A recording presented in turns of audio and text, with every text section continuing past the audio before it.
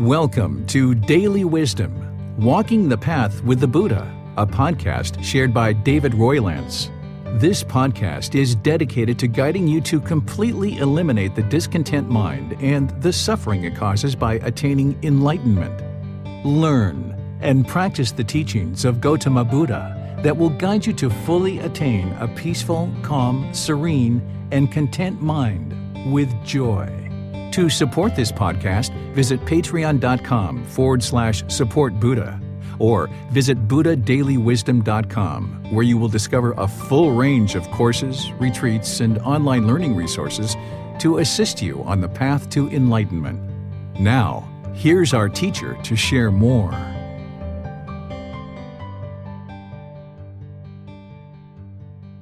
Sawadee Kap. Hello and welcome to Daily Wisdom, Walking the Path with the Buddha. Today is our group learning program, and we're going to be teaching the 4 Stages of Enlightenment and the 10 Fetters. This is where you're going to learn about the 10 individual pollutions of mind that the Buddha taught to eliminate in order to get to enlightenment. And then we're going to be talking about these 4 stages that the mind's going to go through as it moves closer and closer to enlightenment. So I'd like to welcome all of you and let you know that as we go in our class, that you're welcome to ask any questions that you like. You can put those into Facebook, YouTube, or Zoom, or in Zoom, you can raise your hand electronically and ask any questions that you like. So far in this group learning program, what we've been discussing is we've been talking at one point about the Four Noble Truths. In the Four Noble Truths, the Buddha gives this layer of understanding of what's causing the discontentedness in the mind. And he talks about craving, desire, attachment. And this is kind of like the first layer of understanding the unenlightened mind and what's causing it to be shaken up in discontent. In 4 individual statements, he explains what is discontentedness, those conditioned feelings of pleasant feelings, painful feelings, neither painful nor pleasant, where the mind is basing its inner feelings on some condition. And those feelings are only temporary because they're based on some condition. That's why that conditioned happiness is uninteresting or not something that you would be interested in continuing to experience, because as long as you're experiencing that conditioned happiness, then that means it's only a matter of time before you experience sadness and anger and frustration in others. By the time you get to enlightenment, the mind is in this peaceful, calm, serene, and content mind with joy that is unconditioned. You might think about it as unconditioned happiness, that the mind is not needing any particular condition in order to experience the happiness or the joy.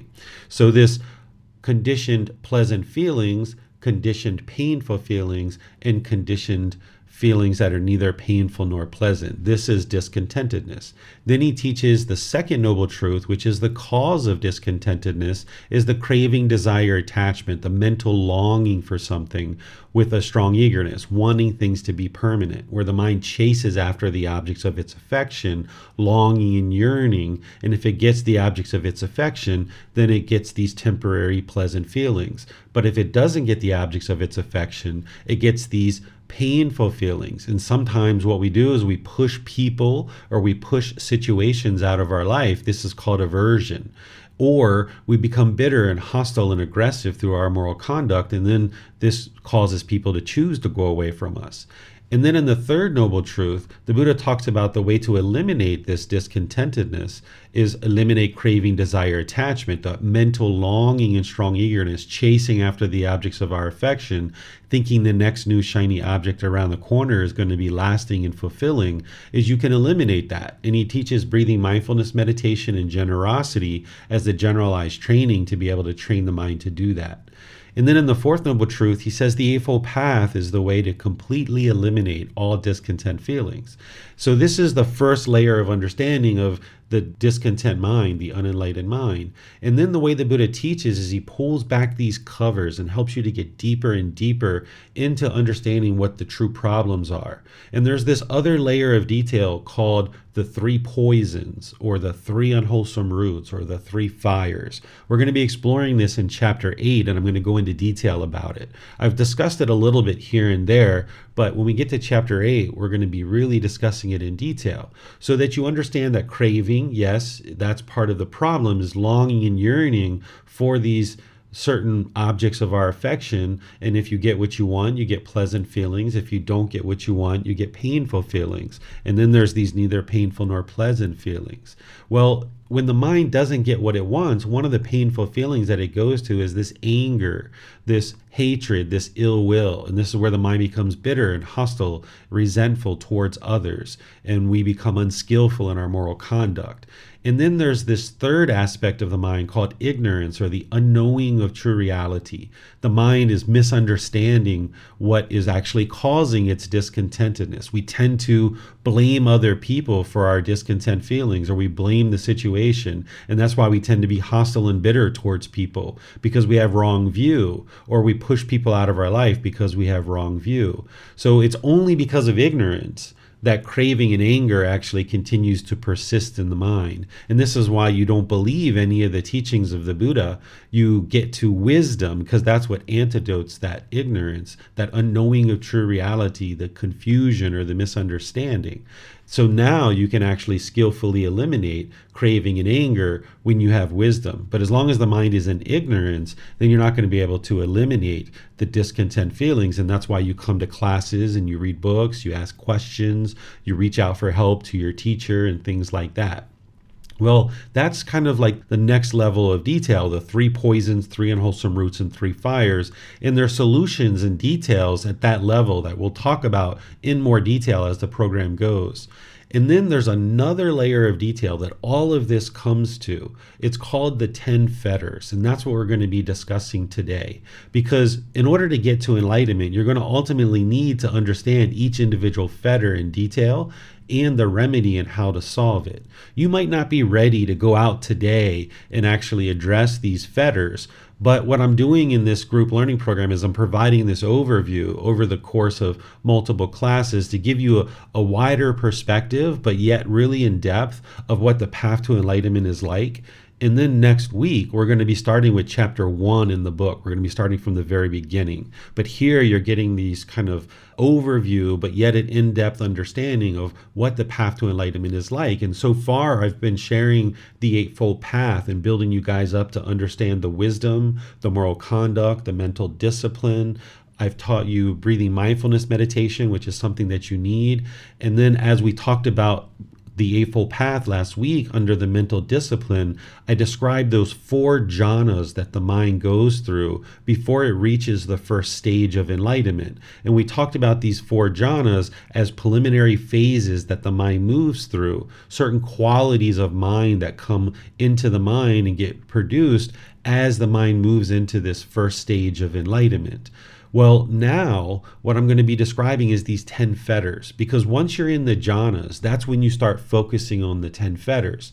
Early on in your practice, you're just working to understand the 3 universal truths, the 4 noble truths, the Eightfold Path, the 5 precepts. You're building your meditation practice, and you're working with these things. And this is essentially what I'm going to be teaching over the first kind of 7 weeks. From starting next week until chapter 7, that's all the core teachings that we're going to be talking about over the next 7 weeks. So that's what a practitioner is mainly working on at the beginning. But here I would like you to understand what the 10 fetters are and the 4 stages of enlightenment, so you understand the ultimate goal. And as long as you're learning the 4 noble truths, the Eightfold Path, the 5 precepts, meditation, and all these core and central teachings, the Buddha's teachings are all guiding you to eliminate these 10 fetters. So there's nothing to worry about. There's nothing to be obsessed about or anything like that. But instead, you would like to have general awareness of them at this point and how to actually antidote them. And just know that as you're building up your foundational core and central teachings and practicing these in your daily life, you're working to eliminate these. But then eventually you're going to get to the point where you're in the jhanas and you're going to be interested to focus on them much more clearly. And that's where you might decide to pull this up, or you might decide to consult with me, or you might be in a class in the future about these in more detail. But here you can just take this class as general awareness and general understanding, even though we're going to go into it in detail. Now, there's some students who are learning with me today in the live stream or in Zoom, or maybe watching this on the replay, that have been learning with me regularly for a long-term period of time. And this is maybe the point where you need to actually start focusing on these closely. So depending on where you are in your practice, and you will know where you are in your practice, you can approach this class in either way, as general understanding to get familiar and start getting acquainted with these 10 fetters, or if you've been practicing for a while and you feel like it's time for you to start focusing on some of these, this will be a great class for you to go into detail with that. So once again, thank you all for joining. I appreciate you all being here. Let's go into discussing the 10 fetters and helping you guys to understand what these individual fetters are. So these 10 fetters are organized into the lower fetters and the higher fetters. What a fetter is it's like a shackle that's around your ankle with a chain and a ball attached to it. That's what a fetter is. It's keeping you trapped in the unenlightened state. And as long as these fetters or these taints or these pollutions, we also call them defilements of the mind, as long as these 10 pollutions are in the mind, then the mind is going to continue to experience discontentedness. It's going to be trapped in this unenlightened state, and there's going to be continuous rebirth because of that. But that's neither here nor there. That's something to approach later when you look at the cycle of rebirth. But once you eliminate these 10 fetters, not only have you eliminated the discontentedness in the mind, you eliminate the constant rebirth and needing to come back and experience life over and over and over and over again. So these defilements or these pollutions, these taints, these fetters that are keeping the mind trapped in the unenlightened state, you need to first understand what they are through learning intellectually. Then you need to reflect on this and kind of understand what they are and how they're causing you problems. Then ultimately you will end up practicing certain aspects of the practice in order to eliminate them from the mind. And then by understanding these, you'll be more able to readily apply the solutions. So this first fetter of personal existence view, this is where the mind misunderstands, has the false perception or the misperception, the unknowing of true reality. It has this confusion about the body and the mind, and it thinks that this body and mind is who you are as a person. And when you are holding on and clinging to this self-image or this self-identity in the mind, thinking that this is who you are, now you're opening yourself up for discontentedness. Because if you hear agreeable things about your self-image, then you're going to potentially experience these conditioned pleasant feelings where the mind now has this happiness, excitement, elation, thrill, euphoria because somebody said, "Oh wow, you look so handsome in white clothes. It brings out the color of your eyes. You look so handsome." Well, if you allow that to obsess the mind and now you get these pleasant feelings, it's only a matter of time because of impermanence that someone's going to come along and say something diminishing and disparaging. Like, "Why are you wearing those white clothes? You're so stupid. You're going to go out in the yard and you're going to get dirty. You're going to ride your motorbike and, it's just a waste to wear white clothes." So it's only a matter of time because of impermanence that somebody's going to say something disparaging about the self-image. And now the mind's going to experience painful feelings like anger, sadness, frustration, irritation, annoyance, or some other discontent feeling that's painful. So what you're doing as part of this path is you're starting to realize, and I'll help you to do that as part of our class today, is that this body is not who you are as a person. There is a physical body here, but it's not you. It's not who you are. You start disassociating with this body as being who you are, but you still maintain it. You still take care of it because that's wise. You just choose to no longer cling to it and think that this self-image is who you are. And then the same thing with the mind. There's a certain self-identity in the mind that the unenlightened mind carries around. Like, "I am American," or "I am Italian," or "I am a Brit," or "I am an Australian or Aussie," right? Or "I am a police officer," "I am a food server," "I am a nurse," "I am a doctor," "I am a lawyer." All of this I am, I am, I am. And as long as that I am is in there, then once again, when you hear agreeable things, there's pleasant feelings. And when you hear disagreeable things, there's going to be these painful feelings. So if this mind identifies with "I am a Buddhist teacher," then when I hear people say, "Oh, Buddhist teachers are so lovely, they're so kind, they're so friendly, oh, they just dedicate their time, they practice generosity to share these teachings with people, oh, they're so great." Well, if you identify with I am a Buddhist teacher, now they're talking about me. And now the mind has the tendency to become obsessed with this. And then now there's going to be these pleasant feelings that come into the mind.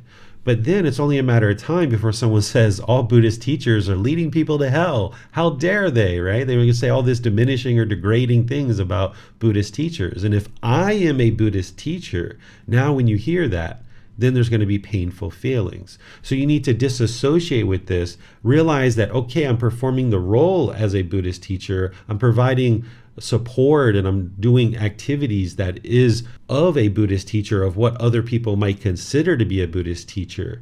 But you can disassociate in the mind that I am a Buddhist teacher. So I am not a Buddhist teacher. I choose to share the teachings of the Buddha, but I don't identify as I am a Buddhist teacher. The same thing with I am an American.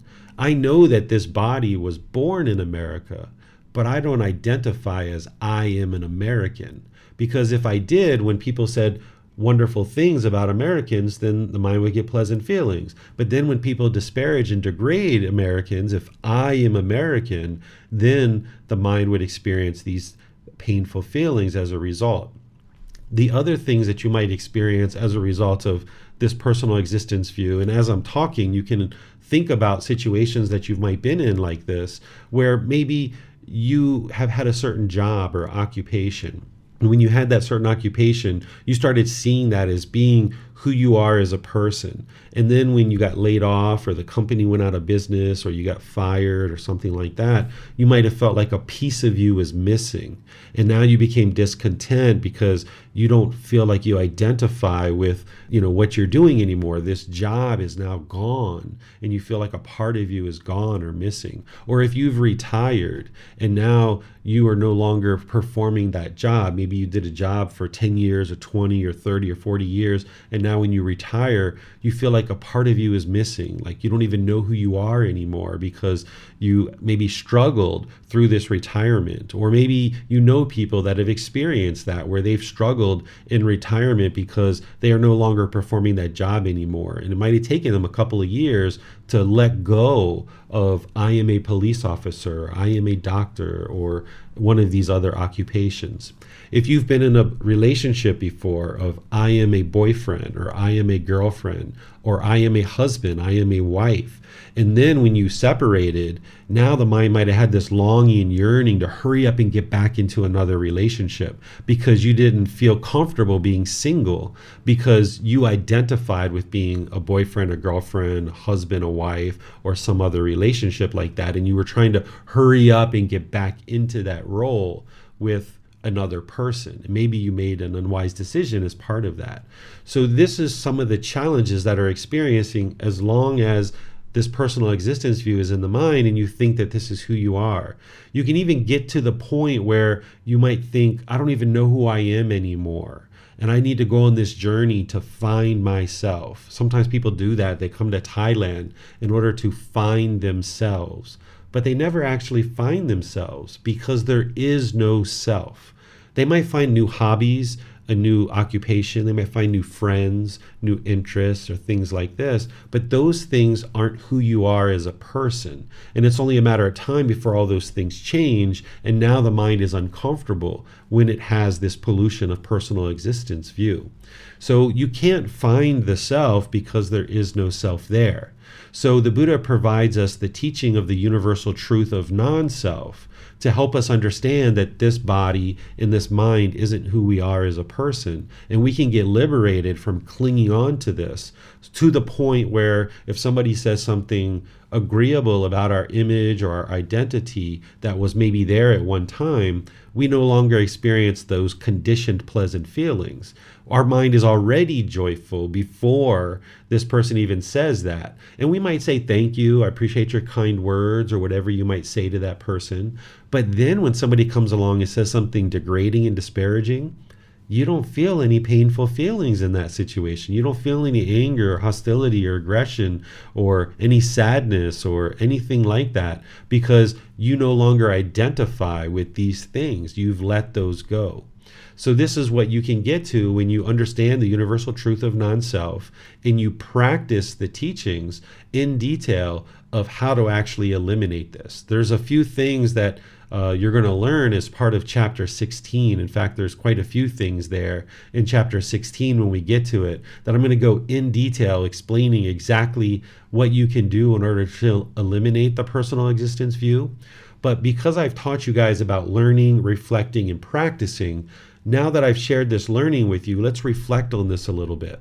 You can actually discern right now that there is no self.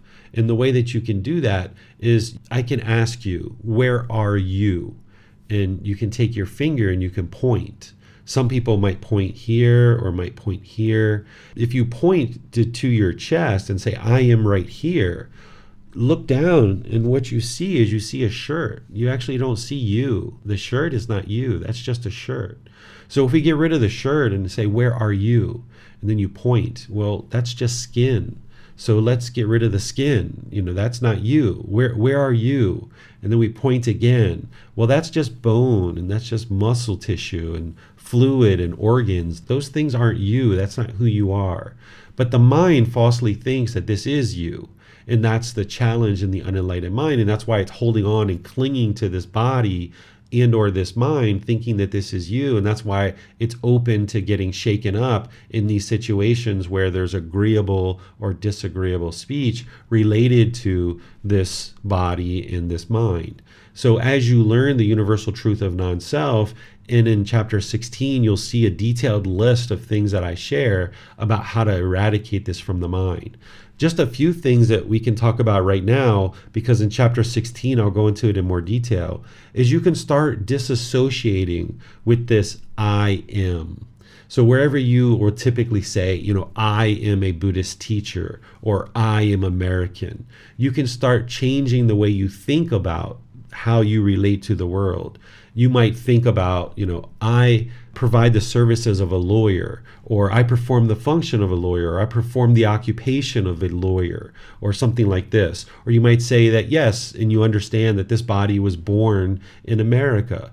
I'm not telling you how to talk to people or the way you should talk with people, but there needs to be this kind of rewiring of the mind where the mind is no longer holding on and clinging to this body and this mind. And if you start disassociating with this body and mind as being who you are through your speech, now the mind can kind of be retrained. So instead of I'm going to my house, or this is my car, or my job, or my phone, you can think of, can you hand me the phone? Instead of, can you hand me my phone?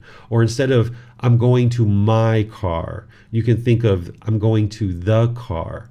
Or instead of, I'm going to my house, right? I'm going to the place where I live, right? So you can kind of disassociate with these words that we use, because this is part of the challenge in having this pollution of personal existence view, is that the language that we speak is kind of ill-equipped to really describe true reality. Here in Thailand, when you speak in Thai and you refer to yourself, you actually use your name. You would say, David would like something to eat. Instead of saying, I would like something to eat, you use your actual name. And in the Thai language, it's more accustomed to practicing in this way. But the English language isn't really set up that way. We're not taught that way because it's not really part of our culture. So we need to kind of shift and adjust the way that we talk for a while, maybe 6 months or a year. And then sometimes it's just easier when I'm introducing my son to say, this is my son by Lan, right? Rather than say, this is the being that I contributed sperm to 10 years ago, right? That would be kind of silly to say something like that when I'm introducing him to somebody. So what you do is you kind of 90% of the time or so, you kind of can shift and adjust your wording and your language. But then as your mind becomes more and more accustomed to this and your mind disassociates with this body and mind as being who you are, then it might just be easier in some situations to say, oh, this is my son, right? So we'll talk about this in more detail when we get to chapter 16, but just have some general awareness of this now. And for anybody who feels like it's time for them to start focusing on eliminating personal existence view, I would suggest that you schedule some time to meet with me, either in Zoom or if you're here in Chiang Mai, to meet in person, because it will help you to talk about this and for me to ask you some questions and discuss it and be sure you fully understand it as you embark on the journey of eliminating personal existence view. The second fetter is called doubt. What doubt is having doubt about the Buddha, the teachings, the community that you're part of, your teacher, and your own ability to attain enlightenment. If you have doubt about these things, it's going to hinder you from actually getting to enlightenment. But the way that you transform doubt is not by blind belief or just faith. You don't just say, okay, I don't doubt anything. Instead, you can actually harness this doubt, because everybody pretty much has doubt when they first come to this path. Did the Buddha really exist? Do his teachings really lead to enlightenment? Does enlightenment even exist? Who is this community that I'm part of? Do these people really care? Are they really interested in helping me? Who's this teacher, over there in Thailand?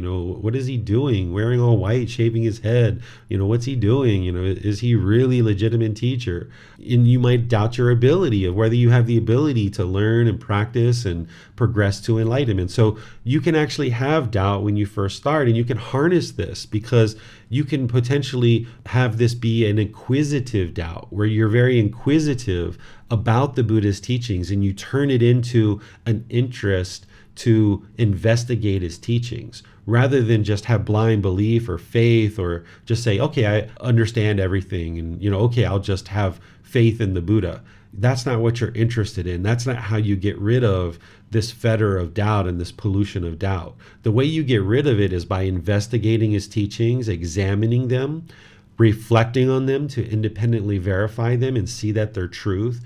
You practice them, and as you're practicing his teachings and you see the condition of your mind gradually improving, you'll get to the point where you have no doubt that the Buddha lived and existed, because you see that your mind used to get angry in certain situations and now there's complete peace.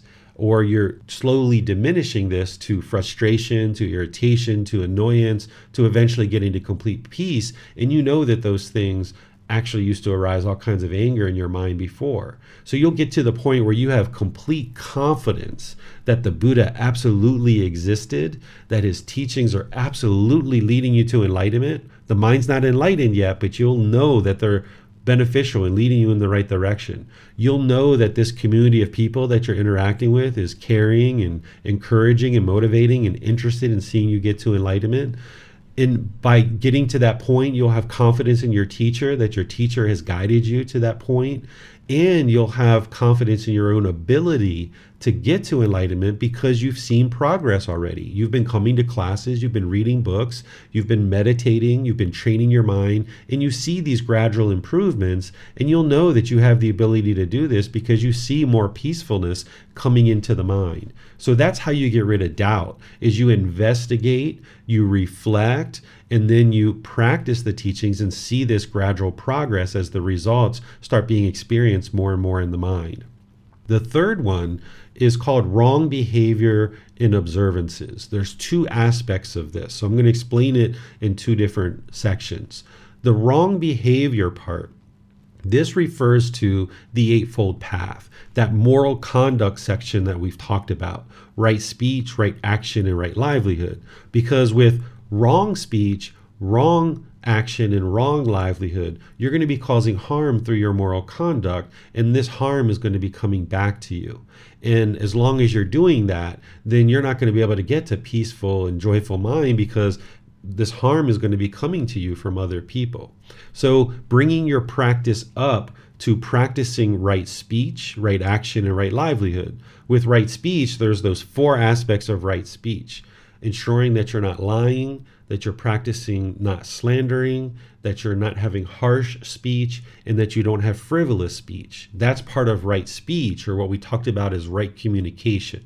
And of course, in order to get to enlightenment, you're going to need to go deeper than that. You're going to need to know the 5 factors of well-spoken speech, which we're going to be talking about in this program, and we have talked about. You're going to need to understand some other aspects around speech. But to get rid of this wrong behavior, you just need to bring your practice up to what is in the Eightfold Path around speech, eliminating lying, slander, harsh speech, and frivolous speech. And then the same thing with right action, is eliminating the killing and taking life and not living compassionately for all beings. The stealing, eliminating that, and eliminating sexual misconduct. And then also the livelihood aspect is getting to the point where your livelihood is purified and you're not performing one of those 5 trades. So this is how you eliminate wrong behavior, is you deeply understand the moral conduct section and you practice that. And you practice it not as rules, not as forbidden activity or commandments or anything like that, but you see the wisdom in it that if you do practice these things, that it's going to produce better relationships, both personally and professionally for you. And you make wise decisions to practice these, and you bring your practice up to this closer and closer. That's how you get rid of wrong behaviors. And you do that for an extended long-term period of time. What wrong observances are rites, rituals, ceremonies, and worship. The Buddha actually didn't teach any rites, rituals, ceremonies, and worship. Even though certain Buddhist places that you go that are calling what they do Buddhist, they might be performing rites, rituals, ceremonies, and worship and calling it Buddhism. When you look at the Buddha's teachings, he didn't teach any rites, rituals, ceremonies, or worship, because those things don't lead to enlightenment. Because if you understand the problem, which is that ignorance or the unknowing of true reality, the misunderstanding and confusion of how the world functions, these natural laws of existence, then you understand that rites, rituals, ceremonies, and worship isn't going to actually improve that for you. It's not going to give you wisdom, because the ultimate goal is to get to more and more wisdom and practice this in daily life. So sprinkling some water on you, or tying a string around your wrist, or any of these kind of things that you might see in various venues about rites, rituals, ceremonies, and worship, it doesn't actually lead to enlightenment, because there's no way for me to sprinkle water on you or anybody else to sprinkle water on you and help you to cultivate wisdom about how to make wise decisions about how to conduct your life and how to train your mind and how to gain the wisdom of impermanence and discontentedness and non-self and the Four Noble Truths and the Eightfold Path and all these other things. So a person who eliminates wrong observances will deeply understand that it's ignorance or the unknowing of true reality that is keeping the mind in that unenlightened state, and it's wisdom that's going to transform that. And the only way you get to that is by investigating the teachings, by reflecting on them and independently verifying them, and then practicing them to transform the mind through your practice. So they would have eliminated rites, rituals, ceremonies, and worship. That doesn't mean you can't do those things. Your mind needs to understand that they don't lead to any kind of wisdom. So if you're part of a church or something like this and you enjoy going to sing and you feel like you're praising God, there's some people who enjoy doing this. You can do that. You might enjoy singing and participating, being part of a community, being in harmony with each other, but you know that what you're doing is you're arising this gratitude or this appreciation, and you're looking to live harmoniously with other beings. But that by itself, the singing and all of that stuff, it's not going to produce wisdom in the mind. So there's things like this that you might do as part of traditions that you've learned in the past, but your mind needs to understand what the real goal is to get to wisdom and make wiser decisions. That's what's actually going to lead to your enlightenment. The fourth fetter is called central desire. Central desire is how the mind is longing and yearning through the sense bases for pleasant feelings. So the eyes, the ears, the nose, the tongue, the bodily contact in the mind itself. We call these the 6 sense bases. The mind is longing for agreeable contact through the 6 sense bases. The eyes take in certain forms that you see, and the mind wants only agreeable things. You only want to see agreeable things. And when you see agreeable things, you get pleasant feelings. But when you see disagreeable things, things that you disagree with, then the mind's going to get discontent with anger, sadness, frustration, and others. This is because of the central desire, the longing and yearning for pleasurable contact, this agreeable contact through the eyes. And it's the same thing through the ears. If you hear music that you agree with and you think is so wonderful, you feel so great when you hear that music. But somebody pulls up to you in a car with music that you don't like, and now you might get angry or frustrated or irritated, not understanding that this music is impermanent and you're not going to hear this music permanently. There's no reason to get frustrated by that, right? So there's things that you hear. You might hear arguing or yelling or baby crying or something like this, and maybe the mind gets irritated or frustrated or some other discontent feeling. This is because of the central desire where the mind is longing through the ears to hear only agreeable things. And when you hear agreeable things, there's these pleasant feelings. When you hear disagreeable things, there's these painful feelings. And the same thing is happening with the nose. There's certain odors that the mind wants that are agreeable and certain things that are disagreeable. Same thing with the tongue. There's certain flavors that are agreeable and disagreeable. Same thing with the body. There's certain physical objects that are agreeable and disagreeable. If you have a nice fabric on, or if your partner comes and holds your hand, or if you sit in your favorite chair, these are all agreeable to you, right? But if you're walking down the street and somebody bumps into you and bumps your shoulder, maybe that's disagreeable to you, and now you get frustrated or angry about that. Or if somebody steps on your foot, right? Maybe they step on your foot as you're walking down the street, and now this is disagreeable, and you maybe get frustrated or irritated. This is all because of central desire.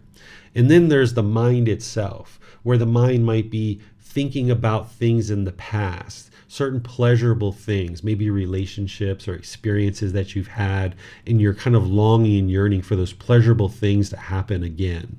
Or there's certain painful things, experiences that you had in the past that the mind is holding on to. And when it thinks about those things, in the present moment, the mind becomes discontent because of things that are happening in the past or happened in the past. And the same thing about the future. The mind might have this longing and yearning about pleasurable things that happen in the future. Or it might be having certain impressions that painful things and disagreeable things are going to happen in the future. And now in the present moment, the mind becomes discontent because of this past and because of this future.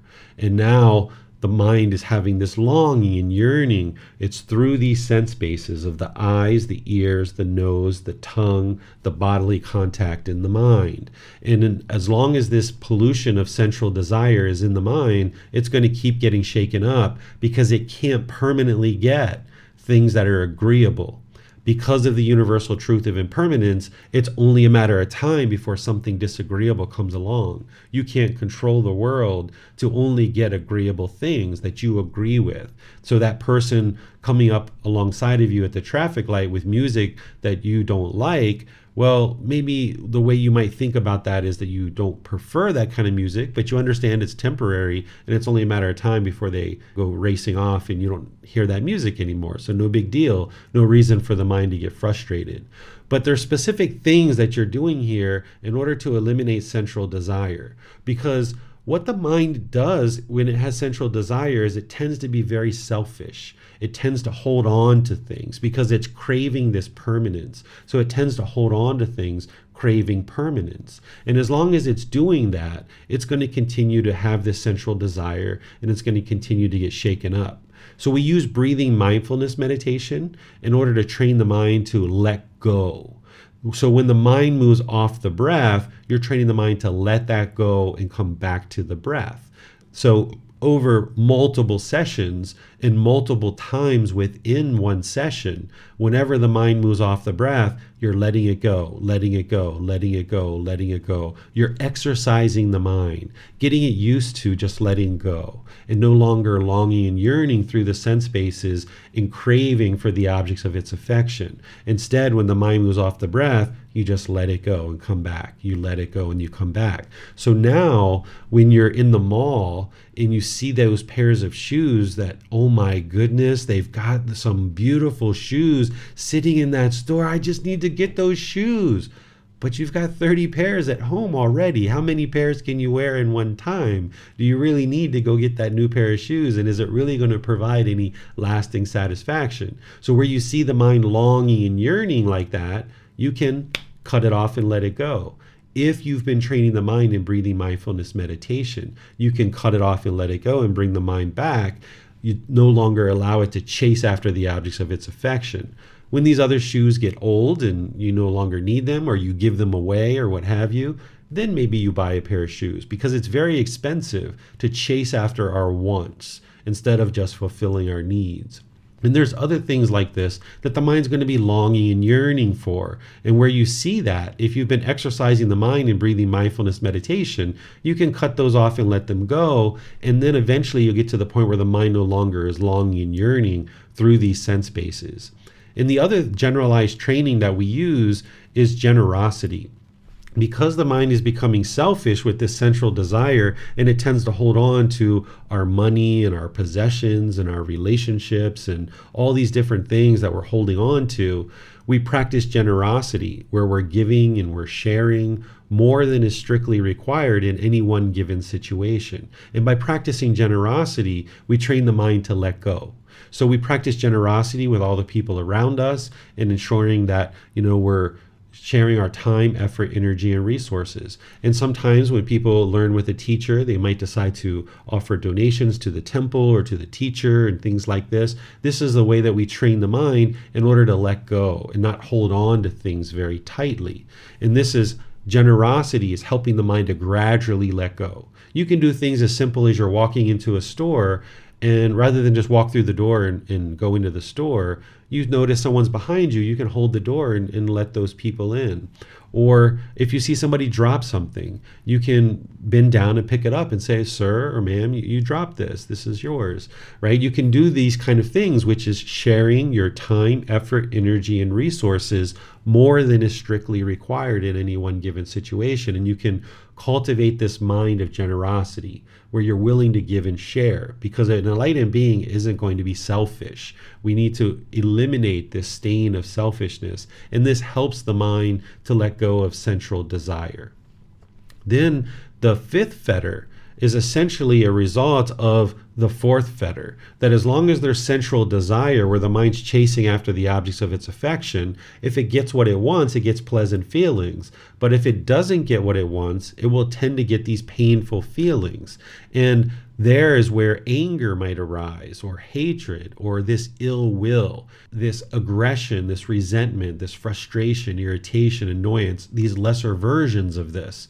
So when the mind becomes bitter and hostile and aggressive because of this ill will, once again, people aren't going to be interested in being around, and they're going to leave out of your life because of this. So as long as you have this ill will in the mind, then it's going to cause you difficulties in your personal and professional relationships. So we need to not only eliminate the central desire where the mind's chasing and wanting things to be a certain way, and then when it doesn't get those objects of your affection, then the anger arises. Not only do we need to eliminate the central desire, but we need to eliminate the ill will, that anger, hatred, and ill will, the bitterness, hostility, and resentment.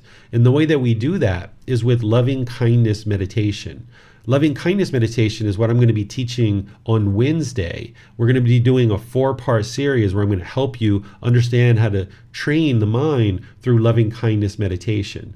And what you're essentially doing is you're rewiring the mind through the meditation, but then you're also practicing loving kindness in daily life. Through your intentions, your speech, your actions, you're ensuring that you're not causing harm through any of the ways that you interact in the world. And you might have seen, or you might have remember, as part of right intention, right speech, right action, the Buddha is teaching about how to practice those in such a way that doesn't include harm or ill will or things like this, and practicing with a mind of loving kindness, where we can go out into the world and we can be polite, kind, friendly, and respectful to all those around us. And it just takes time to gradually train the mind and bring it up closer and closer to this enlightened mental state where there's no more ill will in the mind, and now you can function that way through all your various relationships, whether it's your life partner, your children,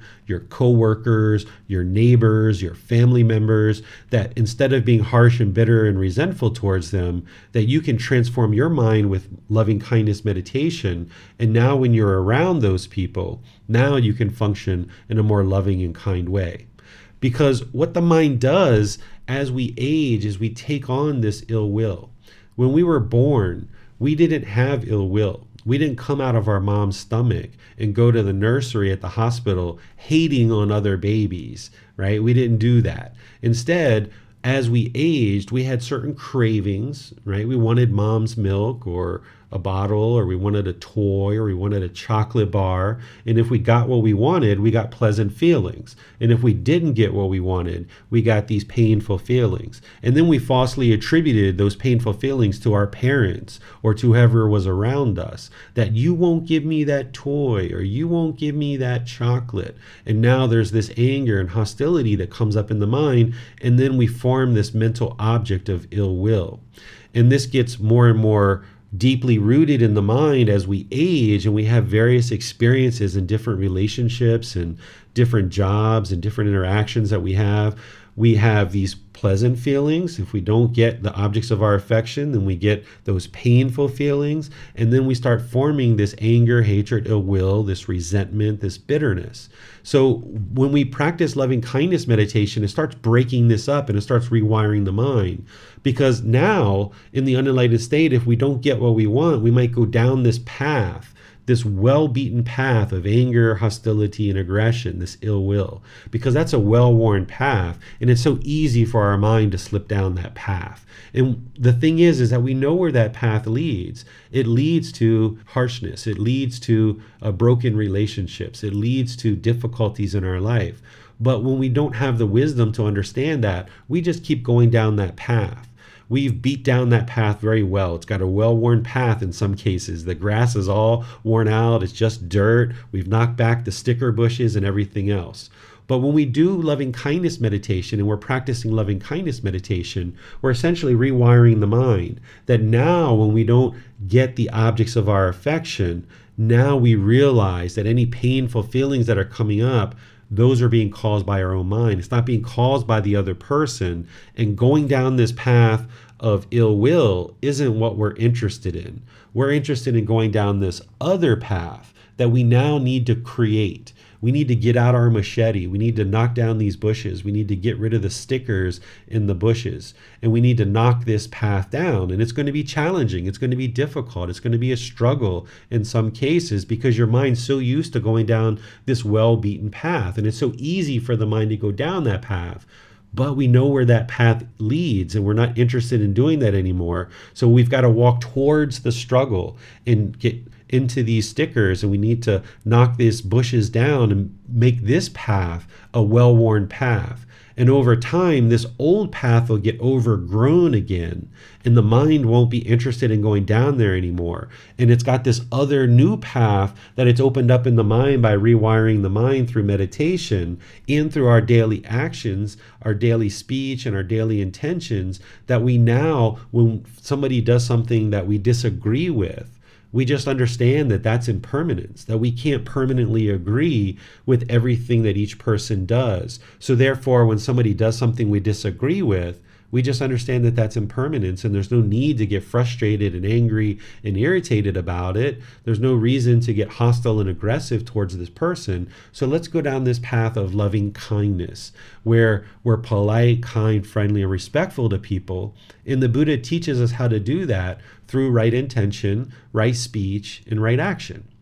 And now this path, we go down this path so frequently that the mind just is always going down that path. This other path is so overgrown, we don't even look down that path anymore. But again, this is a gradual progression that takes us in that direction. So let me pause here and see what questions you guys might have about the lower fetters before we talk about the higher fetters. You can put your questions into Facebook, YouTube, or Zoom, or you can raise your hand in Zoom and ask any questions that you like.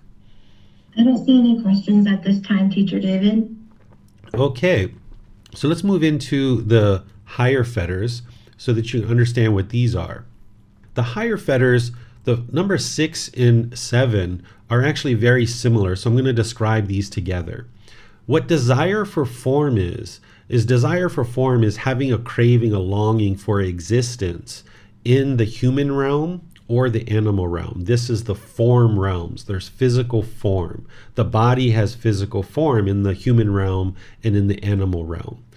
Number 7 is desire for formless. This is desire to be born into either hell, afflicted spirits, or the heavenly realm. There's individuals who crave this, who long for this, that they're interested in being born into these realms. And you might think that the goal is to die in this life and go to heaven and be there forever. And you might have a craving for that. So by the time you need to get rid of this, you need to eliminate holding on and desiring to exist in this world in one of these 5 realms, whether it's the hell realm, the animal realm, the afflicted spirits realm, the human realm, or the heavenly realm. Not interested in being in any of those realms. So you're not craving for existence, but you're also not craving for non-existence either, where you want to potentially commit suicide or you would like to die, right? Instead, you would like to practice this middle way where you realize right now you're in the human form and the goal is to train the mind and get to enlightenment and purifying the mind and experience this enlightened mental state. But as long as there's this craving, this longing, this yearning, this holding on to this world, then the mind can't be content because it's always going to want something that it doesn't have. By the time somebody eliminates desire for form and desire for formless, they will have eliminated any fear of death. An enlightened being isn't going to fear death because they know that they've trained their mind is completely peaceful and joyful. There's not going to be this holding on to material possessions in this world, thinking that, I got to hold on to all these things and therefore I'm afraid to die. I don't want to let all these things go that exist in this world, like relationships and material possessions. And you're also not worried about what's going to happen next after you die. So in the unenlightened state, we sometimes fear death and we are afraid of what's going to be next after this, or we're holding on to this material world so tightly that we're not interested in letting it go. So you'll need to get to the point where you don't have a fear of death and you're no longer having this desire for form or formless existence. And there's other teachings to help you do this about reflecting on death and things like this that I will share at different times. But just doing the breathing mindfulness meditation and the generosity is helping you to eliminate this in general. But there's very specific things that you can do. So when you get to this point, there's classes that I've taught where I teach you how to reflect on death and kind of confront death on your terms, because when death sneaks up on you, then we're kind of shocked by that impermanence. But when you can confront death on your terms through reflection of death, then you'll see that the mind can become quite content in understanding that, yeah, this existence is not permanent. There's one thing that we're all required to do, and that's die. Everything else is not required. Everything that we do is optional. Every single thing. Going to work, taking care of our children, our life partners, cleaning our house, taking a shower, all of these things, brushing our teeth, they're all optional. We choose to do these things mostly, but they're all optional. The only thing we're actually required to do and we can't escape from, at least in the unenlightened state, is death. Once you get to enlightenment, you've escaped death. You'll no longer experience death anymore. This is called the deathless. So there's ways to train the mind to confront death so that you can get comfortable with it and just know that it's going to occur and it won't shake you up thinking about your own death and you won't worry about what's next. The 8th fetter is called conceit. Conceit is arrogance, pride, judging, judging others, measuring and comparing who is superior and inferior. This is part of the ego. So as long as there's conceit in the mind where you want to put yourself above people or below people, the mind is shaken up. Because as soon as you put yourself above someone and you talk down to them, they're not going to like that, and people are going to exit out of your life. But if you put yourself below people, maybe like a celebrity or someone who's famous, if you are around somebody that you really admire, you're going to be shaken up by that. And now when you're shaken up by that, your mind is uncalm, it's unsteady. You're going to talk in ways that maybe you would rather not speak about and use those kind of words or language, and your mind's just going to be shaken up, making unwise decisions. And as long as you're judging people of who's above you and who's below you, your mind can't be at ease and it can't be peaceful, because when you enter into a room, you have to figure out who's above you and who's below you. And now your mind can't be at ease because you talk to people who are below you in one way and you talk to people who are above you in a different way. And your mind can't just practice right speech because it's constantly trying to figure out who's above you and who's below you. Where this is coming from is this is coming from our countless animal existences in the past. Because when we were animals, we needed a pecking order. That was our survival. We wouldn't have been able to survive otherwise. When we were a pack of wolves, we needed the alpha male and alpha female to teach us how to hunt. And they needed to breed and create more wolves so that we can get stronger and stronger as a pack. When we were elephants, we had the matriarch of our herd that showed us where the watering holes were and took us around and showed us where the food was. And we needed this. We needed this matriarch of our elephant herd. So we needed to know who is the matriarch, who's above us, so we can follow her. But in the human realm, we don't need that. We don't need this above and below. And as long as we keep doing that in the mind, we're going to keep judging others. We're going to look down on them. We're going to look up to people and be very shaken up or uncalm when we're around them. So we can get to the point where we no longer do this, and that we can be at ease and we can be peaceful and joyful, not trying to constantly figure out who's above us and who's below us. This is where you eliminate the ego. The word ego didn't exist during the lifetime of the Buddha. So he actually talked about what we refer to as the ego as personal existence view, that first fetter, and here the eighth fetter, conceit. These two things combined is what we refer to as the ego. In chapter 16 of the first book, I talk about both of these in detail because that chapter is all about dissolving the ego. And it helps to understand them as two separate things, even though we talk about it as the ego. It's important to understand it as personal existence view and conceit, because these two pollutions of mind are actually motivating unskillful conduct, and it's motivating unwholesome results differently because of their two different pollutions. But by the time you eliminate personal existence view and conceit, you fully eliminated the ego. And that's what you would like to ultimately get to in order to experience enlightenment. As long as the ego is in the mind, then the mind is not enlightened. So if somebody walks around thinking, I am enlightened, I'm so enlightened, look at me, and professing to people that they're enlightened, that's a very good indication that they're not yet enlightened, because an enlightened being isn't going to have that arrogance and pride.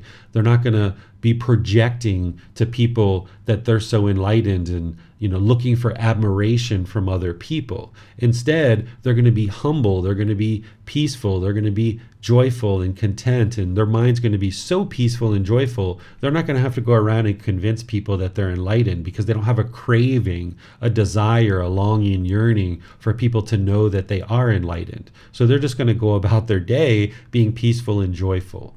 So this is where the ego gets completely eliminated and dissolved. And oh, by the way, the conceit, I will talk about it as part of chapter 16 because there's a lot of details about how to actually eliminate it. But for now, what you can do is wherever you see this arrogance and pride, this measuring and comparing, this judging arising in the mind, is you can try to cut that off and let it go and be like, no, I'm not going to let the mind do that. Where you observe that you're trying to measure and compare yourself or judge people or look down on people or look up to people, cut that off and let it go, so that the mind gets used to no longer doing that. Because it's the same thing as it goes down this path of arrogance and pride and this conceit. And it's easy to go down that path. And you're trying to no longer do that and rewire the mind and make this new path where you're now humble, right? So where you see this conceit arising, redirect the mind or cut it off and let it go, and don't allow the mind to dwell in those conceited thoughts. Number 9, restlessness.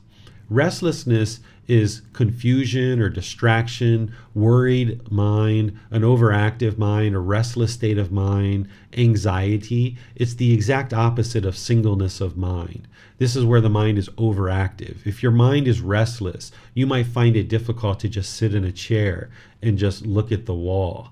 You might be utterly bored out of your mind just sitting somewhere, like at a DMV, getting your driver's license, or at an airport, or at a train station or a bus stop. You might just be bored out of your mind because the mind is so restless. It wants to be constantly stimulated. It has this restlessness in the mind.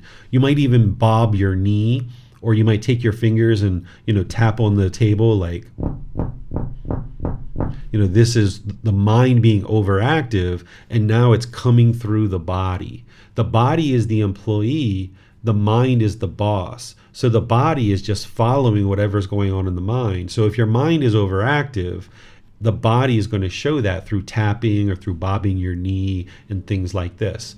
So the way that you eliminate restlessness is you arise equanimity, which is calmness and composure, even in difficult situations. And by arising this equanimity, then your mind becomes more focused and more concentrated. And you're working on that in breathing mindfulness meditation, to just sit in meditation or lie or stand or walk, focusing on the breath and just being content and being peaceful and joyful with just focusing on the breath. That's all you need. So when you go out in the world and you get a piece of chocolate cake, or you spend time with your family or friends, or you listen to some music that you like, wow, life is wonderful. It's so enjoyable. If you can train your mind to be peaceful, just focusing on the breath, and that's all you need to be peaceful and content and joyful, wow, all this other stuff is just wonderful. But when we have that central desire in there, the grass is always greener on the other side, and we always want something that we don't have, and the mind becomes restless. It becomes overactive and anxious. So by arising this calmness and composure, now the mind can bring forth its wisdom in daily life and make wise decisions about anything that you choose to be involved in. And you can bring forth the full practice of the Eightfold Path, of practicing all those individual steps, and then you will actually have more fulfilling personal and professional relationships, because your mind's not constantly wanting something that it doesn't have. And then the fetter of all fetters, which is the 10th fetter, which is ignorance. This is the last fetter for a reason, because this is what allows all the other fetters to exist in the mind, which is ignorance, or the unknowing of true reality. The mind is unknowing of these natural laws of existence. It's unknowing of these 10 fetters. It's unknowing of the Four Noble Truths, the Eightfold Path, the 5 precepts, meditation. You'll learn about the Brahma Viharas and the 7 factors of enlightenment, and so many other teachings that you're going to learn as part of this program and others, where the mind is just unknowing of these things because we didn't grow up with these teachings, so we don't know these. Here in Thailand, the children learn them growing up. So this is one of the reasons why people call Thailand the land of smiles. And it's very peaceful here because people are practicing these teachings. Not everybody's enlightened, but they're practicing these teachings fairly closely. So this ignorance or unknowing of true reality is just, you don't know what you don't know. The mind is lacking wisdom. And it's only when you learn, reflect, and practice that you independently verify the teachings and you see the truth for yourself to acquire this wisdom, that you now antidote the mind. So there's a certain intellectual activity that's involved to eliminate ignorance, that you're investigating the teachings and you're starting to reflect on them. But if all you did was understood the teachings intellectually, the ignorance hasn't been eradicated yet. The way that you fully eradicate ignorance is you move the teachings into practice, where you don't just understand right speech intellectually, but you actually practice right speech. You don't just understand the 5 precepts intellectually, but you practice them. You don't just understand things like right effort, right mindfulness, and right concentration, but you practice them in daily life as part of your life practice. And as you move these teachings into your practice, that's where ignorance fully gets eradicated. So there's things like the 3 universal truths, the 4 noble truths, the Eightfold Path, the 5 precepts, the natural law of Gotama, and other teachings that you need to learn that will help you to eradicate this ignorance. First, there's this intellectual activity of coming to classes and reading books and getting personal help with your teacher and so forth. There's the reflection to independently verify it. And then there's moving it into practice. And then as you move it into practice, you might have certain challenges or struggles as you're doing that. And you need to come back and start to learn some more. You need to ask questions. You need to have personal guidance. You need to read the book and consult the book. And now you go through that reflection again. And now you move back to practice. And you start practicing this teaching. And then you fall down, you make a mistake, you trip over your feet, you say the wrong thing, you get angry, you get frustrated, and then you come back and you start learning some more, and you move through this gradually, slowly but surely. You gradually learn, you gradually practice, and you gradually see this progress. As the ignorance is diminishing more and more, the wisdom is going up, and now you're transforming the mind, getting rid of all these individual fetters. And as you're eliminating each of these fetters, then the mind is moving through the 4 stages of enlightenment, which we'll talk about next. But let me pause here and see what questions you guys have on any of the higher fetters. You can put those into Facebook, YouTube, or Zoom, or you can raise your hand in Zoom and ask any questions that you like. Thank you, sir. I don't see any questions at this time, but I do have a question about sensual desire for a personal situation. I noticed that when my younger children are arguing with one another, that is displeasing to me. So there's a tendency to want to jump in right away and solve the problem and educate and teach and maybe preach a little bit, instead of maybe what might be better to stand back and let them try to work it out how they may. It's just like sit back and watch and see what happens. Do you have any guidance on that? Yeah, that's one approach that you can do, is you can sit back and just see what happens, right? But if, fists are being thrown or vases are being thrown or lamps are being tossed, you'd probably like to step in before that occurs. But yeah, you can sit back and you can watch. That's one option. You can also say, okay, pause. I would like you guys to pause. Hold on a second, right? You're not interested in being harsh and aggressive and hostile and bitter, because that's just going to come back to you. So you can step in and say, hey, time out, guys. Step back. And if they're angry and they're hostile, that's not the time to solve this. But you might send them in different directions. And you say, hey, I would like you guys to realize that this arguing isn't going to help anything. I would like you guys to go calm down. And after you calm down, let's come back together. And I would like you guys to talk about this and sort this out. And I'm not interested in you guys talking about what the other person did to make you angry, because we know that that's not true. I would like you guys to talk about individually, what did you do to cause this situation? Not what did the other person do. I would like you to come back to me and talk about what it is that you did to create this situation. So putting them kind of in different places and having them go sit and cool off and think about what it is that they did that created this. And then when they come back together, you can talk about it with them and you can help them come to some solutions, because they may not have the solutions, because I know your children are fairly young, that you might need to just have them talk about identifying the areas that they were challenged in. And if they're not seeing all the problems, all the challenges, that's where you can step in after they've talked about their issues. You can step in, well, have you considered this? Or have you thought about this? Or did you notice that you were this way? Or did you notice you were talking aggressive and harsh? You can use the Eightfold Path as a way to guide them. Did you notice you weren't speaking at the right time? Did you notice you weren't speaking true or gentle or beneficial or with a mind of loving kindness? So you point these things out to them if they're not seeing them themselves. But first, you would like to listen to them about what it is that they feel that they did that contributed to this situation.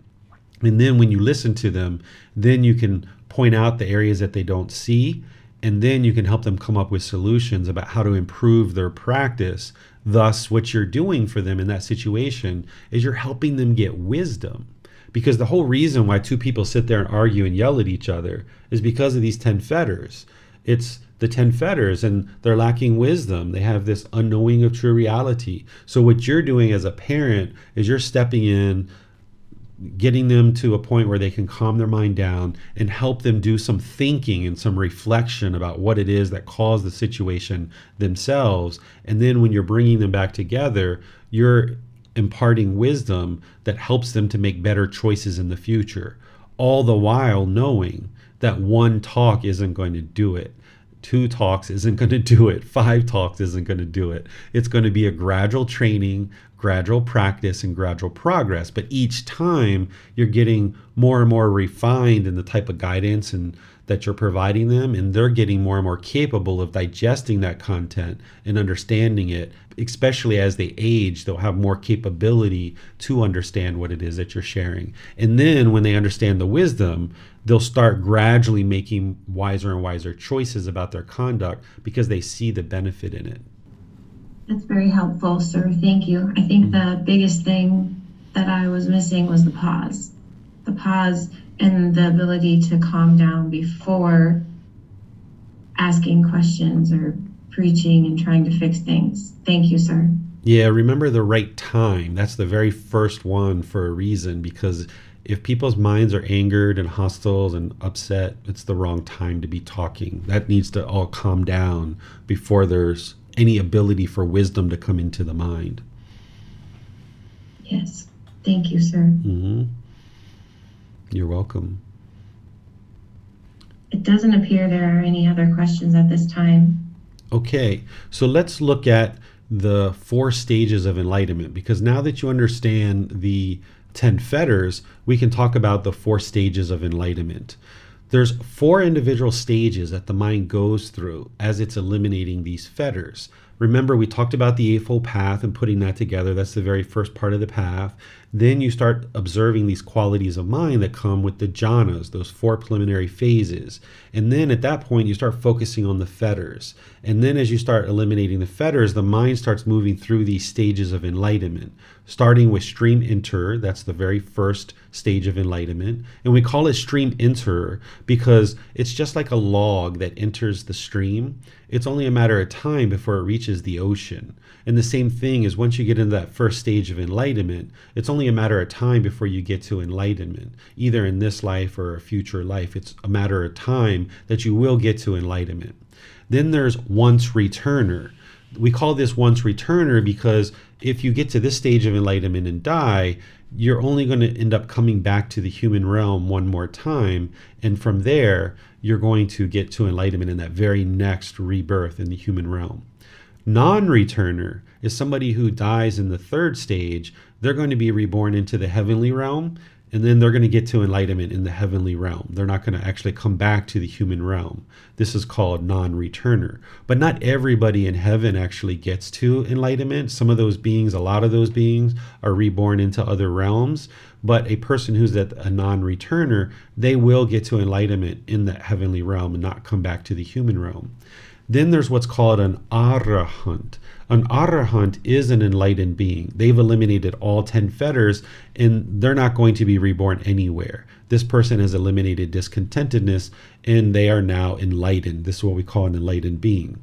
So let me show you the fetters and how as you're eradicating the fetters and eliminating those, the mind will move through these 4 stages of enlightenment. When you eliminate the personal existence view, doubt, and wrong behavior and observances, which is the first, second, and third fetter, now the mind is solidly in the first stage of enlightenment. And this is a key opportunity for the mind to get there, because once it's in that first stage of enlightenment, it won't regress backwards. When the mind's in the jhanas, your mind can actually regress from there and go backwards. But once the mind is in the first stage of enlightenment, it can't do that. So in the jhanas, if you gave up on your meditation practice or you didn't practice any longer, your mind would actually regress. But in the first stage of enlightenment, your mind won't regress from there, because you have eliminated personal existence view, you have full confidence in the Buddha, the teachings, the community, your teacher, your own ability to get to enlightenment, and you've eliminated wrong behavior and observances. You've done a certain amount of work on the Eightfold Path, and you're seeing significant results at this point. You're seeing a significant diminishing of discontentedness. Your mind's still experiencing discontentedness, but considering where the mind was when you were off the path to enlightenment to when you're in this first stage of enlightenment, significant difference. So from there, the mind can now move to the second stage of enlightenment, which is called once returner. You've already eliminated the first three fetters, but now you just kind of thin out sensual desire and ill will. Those fetters are still there, but they're just thin. They're not as strong. So if you're noticing that you don't have as much sex drive anymore, this is because sensual desire has diminished. Or if you notice that at one time you used to crave eating a lot of ice cream and chocolate and you just don't have that craving anymore, you just eat it every once in a while, this is sensual desire diminishing. Or if you used to indulge in alcohol and cigarettes and drugs and other things, but now you've kind of diminished that, this is sensual desire diminishing. And the same thing with ill will. If you're noticing that your anger, your bitterness, your hostility is diminished over time, this is that ill will starting to diminish. So as a once returner, they would have thinned out sensual desire and ill will, but it's still there. So the mind is still experiencing discontentedness as a once returner, but you're experiencing a lot less of it because there's less craving and there's less anger or there's less ill will. Then there's non-returner. A non-returner has eliminated all the 5 lower fetters: personal existence view, doubt, wrong behavior and observances, sensual desire, and ill will. Those are all eliminated from the mind. And once again, they're experiencing significant benefits. They may get discontent once every 3 months, once every 6 months, something along those lines. And when it happens, that's very minimal. It's not very intense at all. It's very insignificant. And it doesn't last very long. It's not very intense and it doesn't last very long. By this point, you know exactly what's causing it, and you're starting to cut it off so easily. That's why it's not very intense and it doesn't last and linger for very long. At this point in your progress and this point in your practice, the mind can become somewhat complacent because you're experiencing such little amount of discontentedness just once every 3 months or every 6 months, and it's sometimes even just a small little ickiness. The mind can actually become quite complacent at this point. You're not as attentive to your practice. You still might be meditating, but in your daily life, when discontentedness arises, you might not be as motivated to cut it off and let it go because it's so insignificant. It's very minimal. It's very minor. So you need to remain dedicated and diligent in this stage of enlightenment, or else you won't be able to get to enlightenment itself as an arahant, because there's going to be this lingering discontentedness. Even though it's insignificant and very infrequent, it's still happening. So the mind is not yet enlightened. Then when you eliminate all the 10 fetters, the lower fetters and the higher fetters, this is where the mind is enlightened. There's no more discontentedness whatsoever, and there's no more rebirth in the cycle of rebirth. This person might be referred to as an arahant or an enlightened being. But the way that these 4 stages of enlightenment are, is it's not like a merit badge. It's not like somebody comes out and gives you a certificate. It's not like you call up your mom and like, hey mom, I'm a stream enterer. Would you believe that? You should be so proud of me. It's not this kind of thing. The way that this is set up is this is for your own personal development. This isn't for you to measure and compare other people and try to figure out if you're above them or you're below them, because that's the conceit. That's what you're trying to get rid of, right? Instead, this is for your personal development. You might actually talk to your teacher about these things. You might say, hey, teacher, I think I've eliminated personal existence view. Can you help me to figure out if I've done that or not? You can discuss doubt or wrong behavior and observances in these others. You can tell me, hey, I have doubt. Can you help me to figure out how to eliminate this? Or I think I've eliminated doubt, but I'm not sure. Can you help me figure this out? So these are things you might use to talk to me. Essentially what you're doing is you're using this to plot your course forward of how to progress towards the enlightened mental state. So that's how you use these, not as a way to measure and compare to other people. So there's stream entry, once returner, non-returner, and arahant. Anybody who's gotten to enlightenment is an arahant, including an actual Buddha. A Buddha is an arahant, but they're a unique type of individual. The Buddha is not a stage of enlightenment. There's some traditions of Buddhist teachings that say that everybody is a Buddha. But the Buddha didn't say that himself. The Buddha made a clear distinction between what a Buddha is and what an enlightened being is. A Buddha is enlightened, but they've acquired the enlightened mental state in a different way than what an enlightened being would have done. An enlightened being would have had a teacher and guide and helping them along the path, along the journey. A Buddha wouldn't have had a teacher. They wouldn't have had anybody to help them. They would have gotten to this enlightened mental state on their own without the help of any teachers or guides. Through their own independent journey, their own efforts would have led to their enlightenment. So Gotama Buddha went out in the forest. He spent time there for many years, and he independently discovered the path to enlightenment. He declared the path to enlightenment. He discovered it on his own. That's the first criteria of what a Buddha is that they independently get to enlightenment on their own without any teachers or any guides. Then they dedicate the rest of their life to sharing their teachings with others. And during their lifetime, countless people get to enlightenment during their lifetime. And then they preserve the teachings in such a way that countless more people can get to enlightenment after their death. This is the three criteria of what makes a Buddha a Buddha. Is they independently discover the teachings on their own without the help of any teachers or any guides. They eliminate those 10 fetters that we just talked about on their own. So all these teachings that I'm sharing with you, these are teachings that the Buddha discovered on his own, and we're just getting started. There's more, right? So he discovered all these teachings, and he did this work on his own mind. Then he dedicated the rest of his life to sharing these teachings with others, and countless people got to enlightenment during his lifetime. Then he preserved the teachings in such a way that countless more people got to enlightenment after his death. Here we are 2,500 years later, and we still have his teachings because they were preserved in such a way that more people could get to enlightenment after his death. This is what makes a Buddha a Buddha. Independently discover the teachings, dedicate their life, countless people get to enlightenment during their lifetime, and they preserve the teachings for others to get to enlightenment after their death. We call them fully, perfectly enlightened. And the reason why is because they don't have teachers, they don't have guides. The only thing that they know is the path to enlightenment. By the time they get to enlightenment, their mind only knows the path to enlightenment in terms of the teachings. They know other things, of course, but they only know the path to enlightenment. If an enlightened being gets to enlightenment through the guidance of a teacher, and that teacher is not an actual Buddha, then that person is going to have a certain amount of baggage, a certain amount of residual things that didn't necessarily lead to their enlightenment.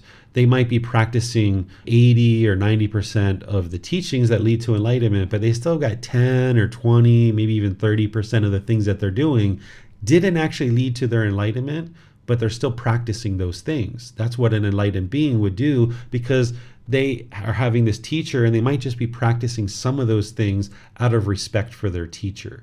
But a fully perfectly enlightened Buddha doesn't have a teacher. So if they practice something and it doesn't work and it doesn't lead to enlightenment, they're going to discard it. So by the time that they get to enlightenment, they're perfectly enlightened. All they know is the path to enlightenment. So during the entire rest of their life, they're putting lights down along this path, making it very clear for as many people as possible to actually get to this enlightened mental state. And that's why they can help countless people get to enlightenment, because their wisdom is so penetrating. It's so clear, it's so precise, it's so direct.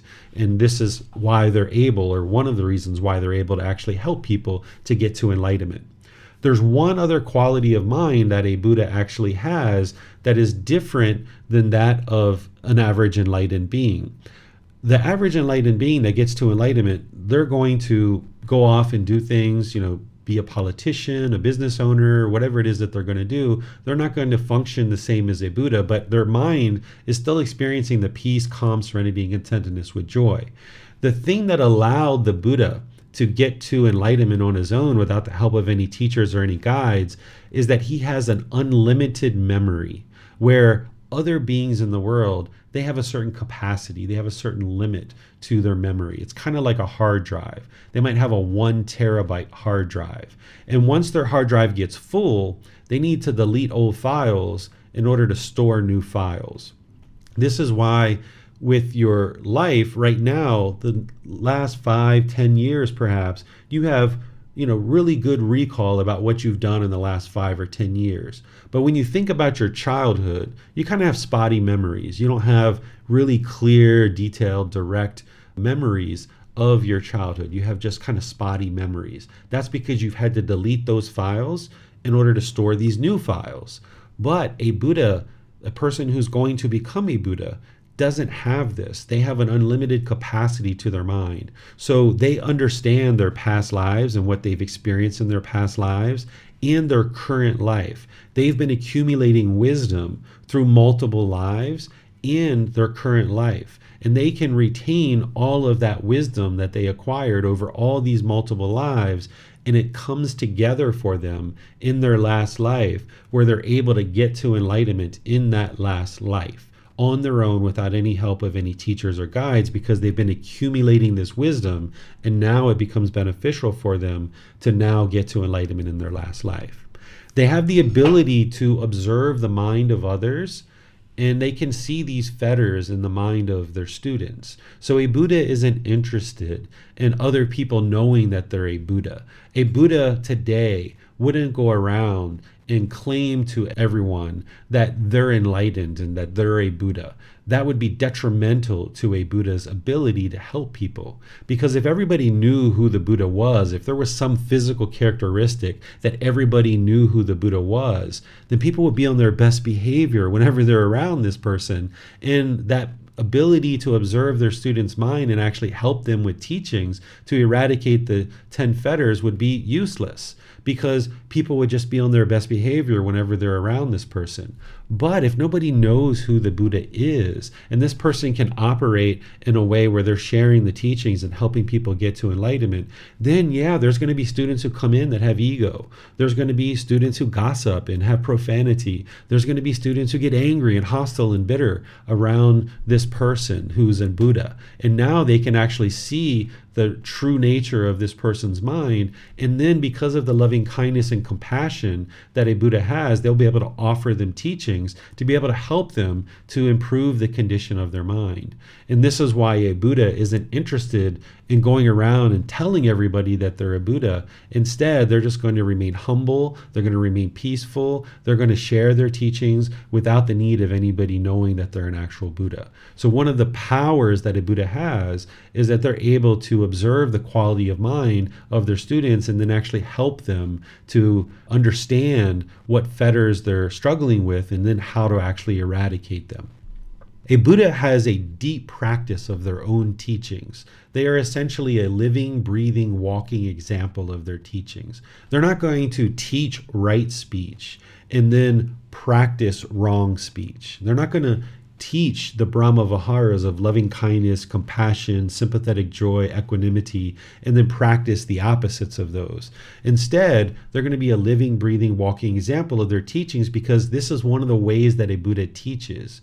Is yes, they teach through discourses and talking, but they teach a lot better and a lot more through the way that they conduct themselves in the world. And their students can observe that this person is practicing things like, right view, right intention, right speech, right action, and all the others. And they can observe how this person interacts in the world, and they can use them essentially as a role model. Even without knowing that that person is a Buddha is going to be able to have students and teach classes and conduct themselves in the world in a way that people are interested to learn with that person. And then the students aren't necessarily going to know that that person is a Buddha. And now, as they're learning with that person, they're just using that person as a role model, because that's essentially what you do. Is if a teacher is teaching right speech, then you would think that they would be practicing right speech. So you're kind of learning from your teacher of how to not only understand right speech through the discourses and the books and things like that, but you should be able to observe that they're practicing these teachings as well. And this is how you learn, not only from a Buddha, but also from other teachers as well. If you weren't learning with a Buddha, you would be able to absorb and experience using this person as a role model through just observing their way that they function in the world. And this is why it's utterly important for any teacher of the teachings of the Buddha who is guiding people to enlightenment to either be very, very, very close to enlightenment or enlightened themselves. And this actually will be helpful for the students to be able to observe the conduct of this individual and how they interact in the world. And this is how you can learn. And the Buddha uses that same thing, is that they're a living, breathing, walking example of their teachings. So this is everything that I had to share with you guys today. I'll just open up to any questions that you guys have related to this topic of the 10 Fetters and the 4 Stages of Enlightenment. You can put your questions into Facebook, YouTube, or Zoom, or you can raise your hand in Zoom and ask any questions that you like. Thank you, sir. It appears I missed a question on YouTube. Someone asks, how about exploring or learning deeply, and I'm going to try to say this word as best as I can, Anatalakana Sutta? I'm not sure what sutta you're referring to there. Not you, Chrissy, but whoever's asking the question. Because when I learned the suttas, I didn't learn them by the name of the sutta. I learned them as the way I present them in this book series in individual pieces. So if you have a reference that you would like to share with me privately, I can look up that sutra and I can help you to understand it if you're having challenges to understand it. But I didn't learn them in terms of the very long discourses and by the name. You can see in the books that I share that I have them separated out so that you can digest smaller pieces rather than, maybe 5, 10, 20 different topics in one long discourse. Instead, the way that I've separated it out, there might be 1 or 2 or 3 teachings in each individual section that I've laid out into the book series. Thank you, sir. Mm-hmm. And Joe has his hand raised in Zoom. Let's go to him. Hi, Dr. David. Hello, hello. And everyone. My question is, I'm feeling a bit, confused or maybe overwhelmed at where to start. Like, you have the 8 fetters, the 4 noble truths, the 10 fetters. And to deploy them all at one time seems like a lot, I don't know. So I guess, is there a simpler way or something, one thing to start with? That's about it. It's wonderful you're asking this question, Joe, because I imagine other people are having the same experience as well, because in 4 weeks I just went through a lot of content and it's like, whoa, where do I even start? So it's wonderful that you're asking this question. What I suggest you guys do is definitely start with the meditation, that breathing mindfulness meditation building that up to 2 or 3 meditation sessions and gradually building that up. And if you're at 10 minutes a session or 5 minutes a session or 15 minutes, it's up to you. You just gradually build that up, but just know that you're working towards the 2 or 3 sessions a day for 30 minutes or more. And that's going to maybe take you many months. I know some students have taken 3 months, 6 months, a year even to build up to that level of meditation. So work on your meditation and be sure you're getting that underway. And then with the Eightfold Path, understand right view that yes, you understand that yes, you're causing your own discontentedness, and you do understand that to a certain degree because you're in this class and you're interested in learning and you're like, okay, I need to do the work here. And then start working on building up your intention, your right intention, that renunciation, non-ill will, and the harmlessness. And then move into the moral conduct. This is what the Buddha taught, is to focus on the moral conduct. Because as long as your moral conduct is not in line with the Eightfold Path, you're going to be causing harm. And this is harm that you're going to need to experience, and it's going to come back to you. So clean up your speech, your actions, and your livelihood. That would be a good place to start. As we go in these classes, I'm going to be teaching a new topic every week, and they're in the book and so forth, but don't feel like you need to turn on these teachings at the snap of a finger, because I think Chrissy's taken this program 2 or 3 times now. Bill, he was here earlier. He might have left because he usually goes to sleep a little bit early. Yeah, he's probably already left. He's been studying with me for probably 3 or 4 years already, right? And he's still in this group learning program, still learning and still building up his practice. So each time we cover one of these topics, don't feel like you have to go out and become an expert and practice it perfectly today.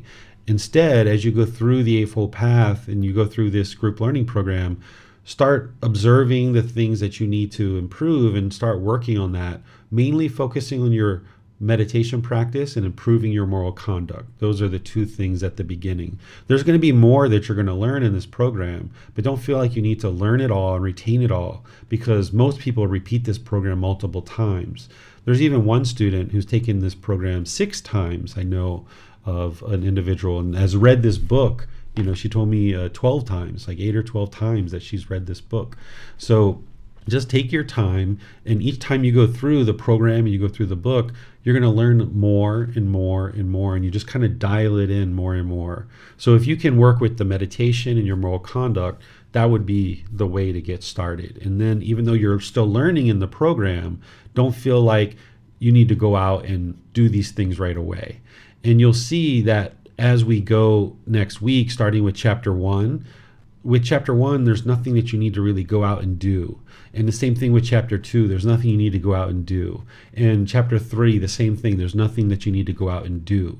So now that we've had this teaching, now there's going to be kind of a little bit of a lull where you're still learning. There's still things we're going to be discussing, but they're not going to be heavy topics like these 4 classes have been pretty dense material. So the next 3 classes on Sundays, they're not going to be as dense. And then we're going to teach the Four Noble Truths again. That's chapter 4. Then I'm going to teach chapter 5 again, which is the Eightfold Path. Then we're going to have the 6th chapter, which is really light, very straightforward. There's only one actual teaching as part of that. It's a very short chapter. Then we're going to go into chapter 7, which is the 5 precepts, which is essentially plugging into the Eightfold Path and just helping you to further understand the Eightfold Path. So over the next 7 weeks, it's basically going to be dissecting the things that you've learned in these 4 classes. It's going to be dissecting it and spreading it out over a longer period of time. So don't feel like you have to hurry up and do these things, real quickly. Instead, just look at it as a life practice, and you're gradually building this up over time, and just focus on the meditation and the moral conduct for now. Thank you. You're welcome. It appears that's all the questions we have at this time, sir. Okay.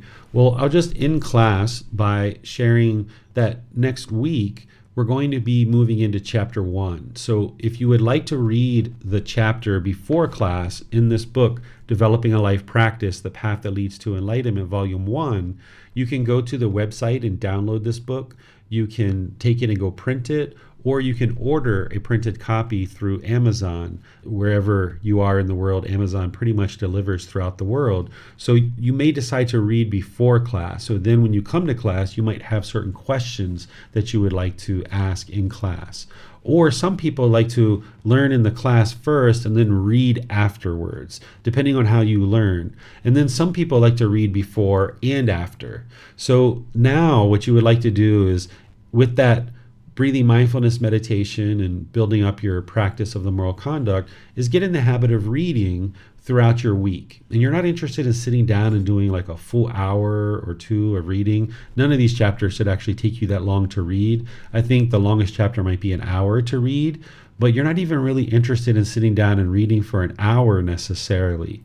What I would suggest you do is read kind of 10, 15, maybe 20 minutes a day, where you just get in the habit of just reading a little bit, and then you sit with that for a while and you kind of chew on that and you kind of think about it, you kind of reflect on it. You look around the world and you start trying to independently verify these teachings. And then the next day, maybe you read another 10 minutes or 15 minutes or 20 minutes. It's like taking little bites. If you were going to eat, you wouldn't take, huge gargantuan bites and then try to chew on it and digest it. You would take smaller bites, chew on it a little bit, and then swallow. And then you would take another small bite and you would chew on it a little bit and swallow. And this is how you gradually bring the teachings into your life, rather than taking in an enormous amount of information all at once. You just gradually do this slowly but surely, and realize, like what we were just talking about with Joe, is that you're not going to learn everything the first time, that you're going to need to repeat things more than one time. And this is normal. That's why the book is called Developing a Life Practice, the Path That Leads to Enlightenment, rather than develop this right now, right? It's develop a life practice, that it's going to take some time for you to be able to gradually build this practice up. And know that it's a lifelong journey. You'll potentially get to enlightenment long before the end of this life, but you approach it as knowing that it's a long-term thing, that it's not something that's 6 months or a year or 2 years. It's a longer journey than that. But when you're standing at the bottom of the mountain always looks really tall. It looks like it's really hard to get up the mountain. But when you start gradually walking step by step, you just focus on the next step and the next step and the next step. And as you're making your way up the mountain, you realize that it wasn't so tall after all, and it wasn't so hard after all. And the beautiful thing about this path to enlightenment is, once you get to the top of the mountain, normally when we do climb a mountain, we have to come back down. We might enjoy the view and the fresh air while we're up there, but we've got to come back down. But with the path to enlightenment, when you make your way to the top of this mountain and you get to enlightenment, you don't have to come back down. The mind is permanently enlightened. You'll experience this peace and joy for the rest of your life. So you'll be able to stay up there and enjoy the view and enjoy the fresh air. But the mountain always looks bigger when you're standing at the bottom. So just gradually walk your way up the mountain, slowly but surely, as you're coming to classes, as you're reading the book, as you're meditating, as you maybe reach out for guidance and things like that. Just gradually do this.